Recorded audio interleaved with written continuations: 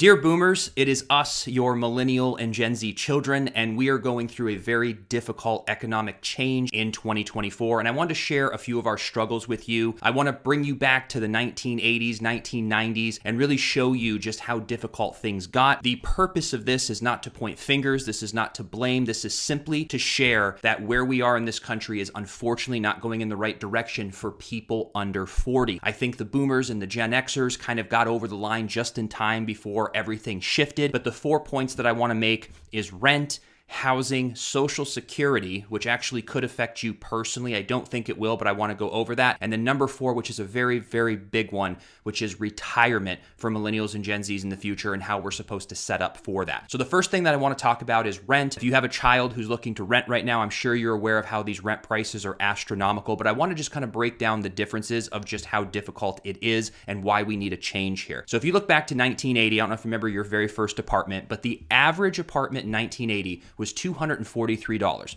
So that was average across the country. And the minimum wage was $3.10 in 1980. So your gross income was $496 for the month. So it wasn't much, but it was $496. But if you wanted to rent that average apartment working a minimum wage job, it would be 49% of your gross income. So that's still a lot, but you could manage 49% of your gross income. You could get into an apartment, move out, work a minimum wage job, and then work your way up in life. Now, if we fast forward to 2024, the average rent in this country has shot up to $1,900. And the federal minimum wage is only $7.25. So that individual working 40 hours at minimum wage would make $1,160. So they can't even afford to live in the average apartment in this country working minimum wage. Even if they got together with another one of their colleagues who are working minimum wage and they put their money together, they still could not afford to split the average apartment in this country. So that's pretty concerning. But this next step is where it gets kind of alarming. So the average college graduate, their starting pay in 2024 hourly is $24 an hour. Their gross income is $3,840 a month. But here's the scary part. A college graduate making $24 an hour and getting a $1,900 apartment is 49% of their gross income.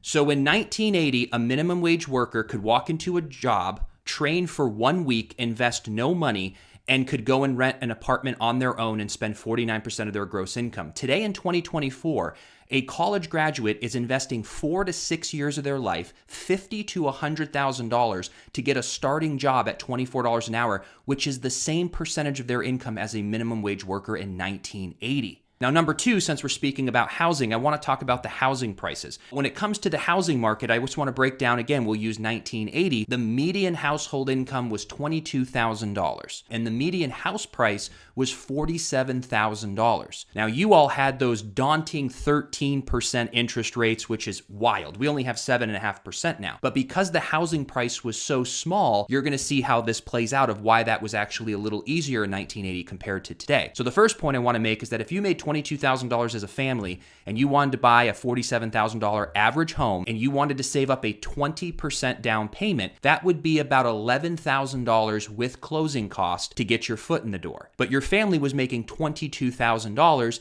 and you needed to save just $11,000. So that's about half your yearly salary and a down payment closing cost, which was challenging. This might have taken families 6 months or even 3 years. But once they achieved that, they were able, even with 13% interest rates, with the average income, to qualify for the loan with the average house. And your monthly payment out the door with 13% interest rates, with your principal and interest, property taxes, and homeowners insurance, was about $485 a month. My parents got their house in 1977. I think their payment was about $300 a month. Their interest rate was 9%. I'm curious if you want to comment below what your interest rate or what your house price was. But on average, it was about $485 a month out the door, which was only 26% of your gross income. Now, if you fast forward to 2024, here's what the millennials and Gen Zs are facing in today's market. The median household income did shoot up to $85,000, which is pretty nice, but the median house price is now $415,000. So the income to the house is 5 times more. The house is 5 times more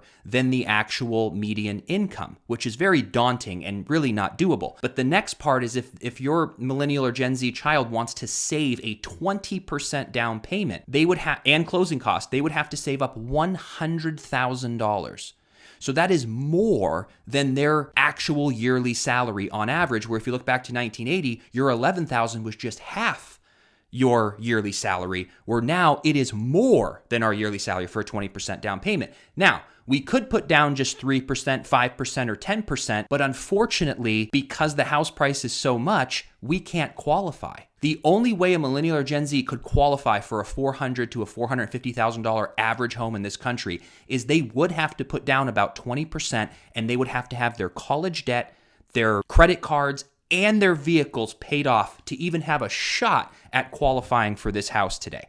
That is a huge feat for a couple making $85,000 to even $100,000 to pay off their student loans, to pay off their vehicles, to have no credit cards, and save $100,000. And even if they pull that off, it will still be about 40% of their gross income, which is on the verge of making them house poor. This is where they're paying for their house. They have it, thank God, but with their cars or potentially kids and daycare and their house, they really won't have much money to thrive or save for retirement. So these are the challenges that we're facing today. Again, I'm only bringing this up to give perspective on how things have gotten so messed up. And what we need to fix this housing market is more supply.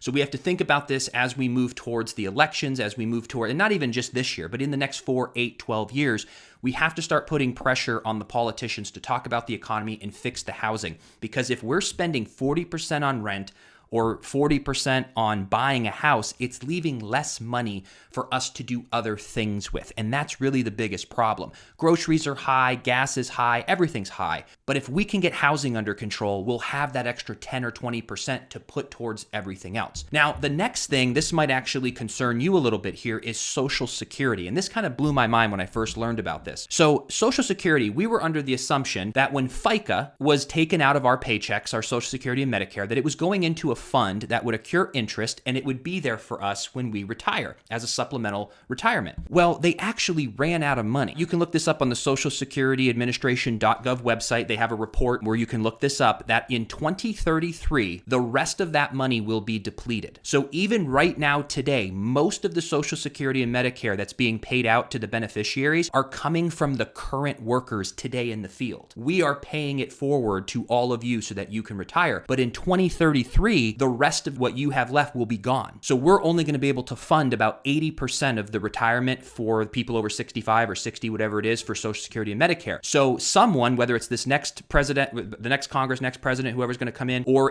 within the next 9 years, they're either going to have to raise the taxes, print money, or borrow money to make sure that you continue to get your 100%, because the current workers are only funding about 80% of it. So I don't think they're going to cut your benefits, but they are going to have to either borrow money, print money, or raise taxes, which is going to affect the millennials and Gen Zers. And we just kind of have to hope that this doesn't keep going in this direction where there's just no money for us when millennials and Gen Zs retire. So that is a concern. And the thing that we're a little frustrated about is that if it's not going to be there for us, if this will finally kind of fall apart, even though they've been talking about it for years, if it falls apart on us, we had to pay 7.65% every single paycheck in the toughest economy, and it might not be there for us. So that is a little bit frustrating, but I do have hopes we're going to figure this out. But again, it makes me just think of retirement. To put a button onto this, to wrap this up in a bow, this is my biggest concern. So buying a house and owning a house has always been a staple of the middle class. We grew up thinking the white picket fence and the tire swing. If you really knocked it out of the park with the American dream, you got that picket fence and a tire swing, got a house.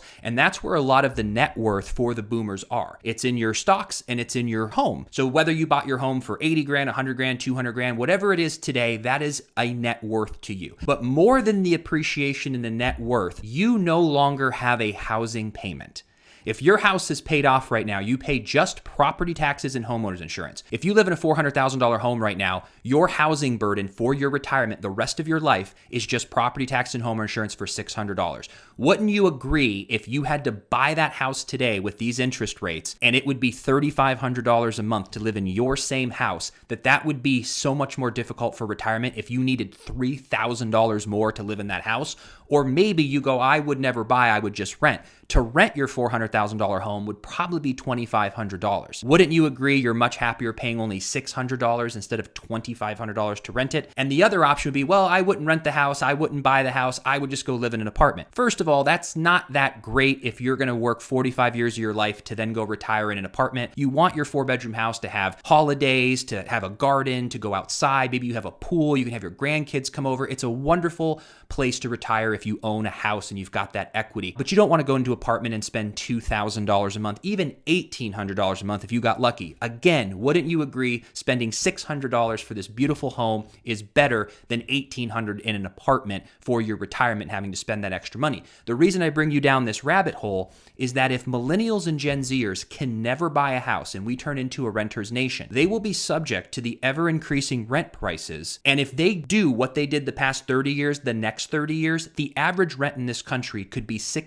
$7,000. So if they can't buy a house and they're forced to rent for $6,000 or $7,000 and they're trying to retire, we're going to need about $100,000 a year just for rent alone, which is very scary. But if we're fortunate enough to buy a house now, or we have one, or we can buy one in the next 5 years, and we work on paying that off in 15, 20, 30 years, then our housing burden might only be $1,200 by then, which is way better than $7,000 for rent. But those are the 4 concerns that we wanted to share with you, that rent, housing, Social Security, and retirement is a big concern for millennials and Gen Zers. And for your millennial children, including myself, I remember a time just 10 years ago where rent, groceries, housing, and everything was very affordable. College was expensive, daycare is expensive, but those main things were actually super cheap. Everything's through the roof right now. And the reason that we wanted to share this video with you and talk to you directly is not to point fingers. I know the boomers and millennials have some online beef. It's all love, but we just really want your help. We want your support. We want you to be able to sit down with your child or grandchild and look over Trulia or Zillow and look at the housing prices in your area, look at the rent prices, and really go over the bills and just see what the economy is today. Because if you turn on the TV and you hear from the politicians on both sides of the aisle that, hey, the economy's doing great, they're pointing to the house and the stock market, which if you have stocks and you have a house, you're going to go, yeah, the economy is great. But it's because you have those assets, and we're happy for you. But it doesn't make it true for the people under 40 for most of us. So we need to make sure that we can work together, support each other, and really figure out how to get the correct politicians in there over the next 5 to 10 years to make sure that they can make a change so that we can live a fun, comfortable life, work our asses off, and have a piece of the American dream. So thank you for listening. I really appreciate it. Have a great day, and I'll see you on the next video.